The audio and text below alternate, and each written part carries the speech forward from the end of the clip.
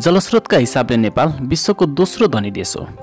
नेपालमा साना ठुला गरेर 6000 भन्दा धेरै खोला नालाहरू रहेका छन्। यहाँ धेरै पोखरी र तालहरू पनि रहेका छन्। त्यसैले ब्राजिलपछि नेपाल जलस्रोतमा विश्वको दोस्रो धनी देश हो। नेपालमा धेरै नै खोला नालाहरू र झरनाहरू रहेका छन्। ती मध्येमा पनि नेपालका प्रमुख 3वटा नदीहरू रहेका छन्। यी 3 नदीहरूमा गण्डकी, कोशी र कर्णाली नदी हुन्। यी 3 नदीहरूका पनि आफ्नै सहायक नदीहरू रहेका छन्। आजको भिडियोमा हामी नेपालका प्रमुख नदीहरू र तिनका सहायक नदीहरूको बारेमा तयार पारिएको भिडियो सामग्री प्रस्तुत गर्दैछौँ। त्यसैले यो भिडियोलाई लाइक गरी शेयर पनि गरिदिनु होला। तपाईको एक लाइक र एक शेयरले हामीलाई थप हौसला प्रदान गर्नेछ। आउनुहोस् सुरु गरौँ। नम्बर 1 कोशी नदी। कोशी नदी जसलाई सप्तकोशी नदी पनि भनिन्छ किनभने यसका 7वटा सहायक नदीहरू रहेका छन्। कोशी नदी नेपालको सबभन्दा ठुलो नदी पनि हो। यो नदीको लम्बाइ चाहिँ 720 किलोमिटर रहेको छ। कोशी नदीमा पूर्वमा कञ्चनजङ्घा हिमालदेखि पश्चिममा लाङटाङ हिमालसम्मको पानी आउने गर्दछ। प्रत्येक वर्ष भारतको बिहारमा यस नदीले ठुलो क्षति गर्ने हुनाले यस नदीलाई बिहारको दुःख पनि भन्ने गरिन्छ। कोशी नदीका 7वटा सहायक नदीहरू रहेका छन्। तिनीहरूमा अरुण, तमोर, सुनकोशी, दुधकोशी, इन्द्रावती, तामाकोशी र लिखु रहेका छन्।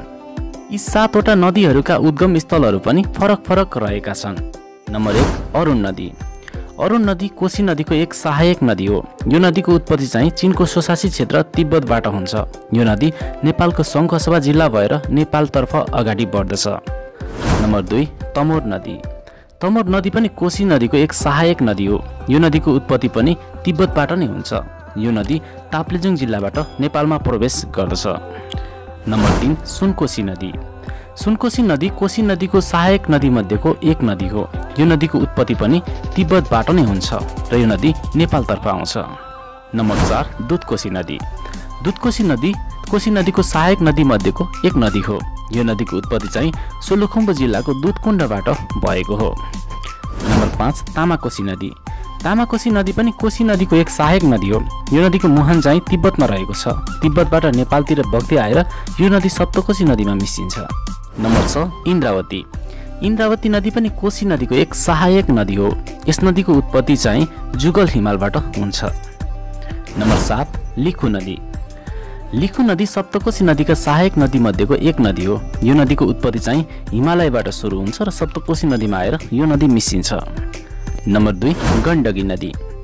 गण्डकी नदी जसलाई सप्तगण्डकी नदी पनि भन्ने गरिन्छ। यो नदी नेपालको सबभन्दा गहिरो नदी पनि हो। यो नदीको नेपालभित्रको लम्बाइ चाहिँ 338 किलोमिटर रहेको छ। पूर्वमा लाङटाङदेखि पश्चिममा धौलागिरी हिमालसम्मको पानी यसै नदीमा आउने गर्दछ। यस नदीलाई नेपालको तराईमा पुगेपछि नारायणी नदी भन्ने गरिन्छ। यस नदीका पनि 7वटा सहायक नदीहरू रहेका छन्। ती 7वटा सहायक नदीहरूमा काली गण्डकी, बुढी गण्डकी, सेती गण्डकी, मादी, दरौदी, मर्स्याङ्दी रहेका छन्। गण्डकी नदीका सहायक नदीहरूको पनि आफ्नै उद्गम स्थलहरू रहेको छ। नम्बर 1 काली गण्डकी। काली गण्डकी नदी गण्डकी नदीको एक प्रमुख सहायक नदी हो। यस नदीको उद्गम स्थल चाहिँ मुस्ताङको लेक हो। नम्बर 2 बुढी गण्डकी। बुढी गण्डकी पनि गण्डकी नदीको एक सहायक नदी हो। यस नदीको उद्गम स्थल चाहिँ गणेश मनास्लु हिमाल हो। नम्बर 3 सेती। सेती नदी पनि गण्डकी नदीको एक प्रमुख सहायक नदी हो। यस नदीको उद्गम स्थल चाहिँ अन्नपूर्ण हिमाल हो। नम्बर 4 मादी। मादी पनि गण्डकी नदीको एक सहायक नदी हो। यस नदीको उद्गम स्थल पनि अन्नपूर्ण हिमाल नै हो। नम्बर 5 दरौदी। दरौदी नदी पनि गण्डकी नदीको एक सहायक नदी हो। यस नदीको उद्गम स्थल चाहिँ बुद्ध हिमाल हो। नम्बर 6 त्रिशुली। त्रिशुली नदी पनि गण्डकी नदीको एक सहायक नदी हो। यस नदीको उद्गम स्थल चाहिँ तिब्बत हो। नम्बर 7 मर्स्याङ्दी। मर्स्याङ्दी पनि गण्डकी नदीको एक सहायक नदी हो। यस नदीको उद्गम स्थल चाहिँ मुक्तिनाथ हिमाल हो। नम्बर 3 कर्णाली नदी। कर्णाली नदी नेपालको सबभन्दा लामो नदी हो। यस नदीको लम्बाइ चाहिँ 1080 किलोमिटर रहेको छ। कर्णाली नदीमा धौलागिरी हिमालदेखि अपी हिमालसम्मको पानी आउने गर्दछ। कर्णाली नदीका पनि 7वटा सहायक नदीहरू रहेका छन्। यसका 7 सहायक नदीहरूमा हुम्ला कर्णाली, मुगु कर्णाली, ठुलो भेरी, सानो भेरी, सेती, तिला र बुढी गङ्गा रहेका छन्। कर्णाली नदीका सहायक नदीहरूको उद्गम स्थल चाहिँ यस्तो रहेको छ। नम्बर 1 हुम्ला कर्णाली।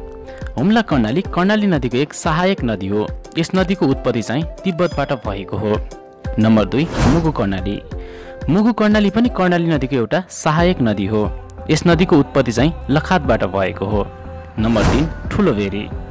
ठुलो भेरी कर्णाली नदीको एउटा सहायक नदी हो। यस नदीको उत्पत्ति चाहिँ मुकुट हिमालबाट हुन्छ। नम्बर 4 सानो भेरी। सानो भेरी पनि कर्णाली नदीको एउटा सहायक नदी हो। यस नदीको उत्पत्ति चाहिँ धौलागिरी हिमालबाट हुन्छ। नम्बर 5 सेती।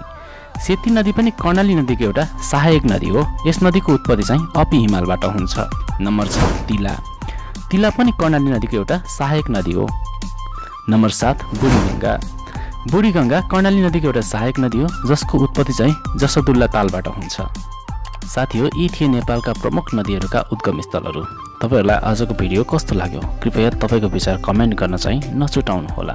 हस्त नमस्ते।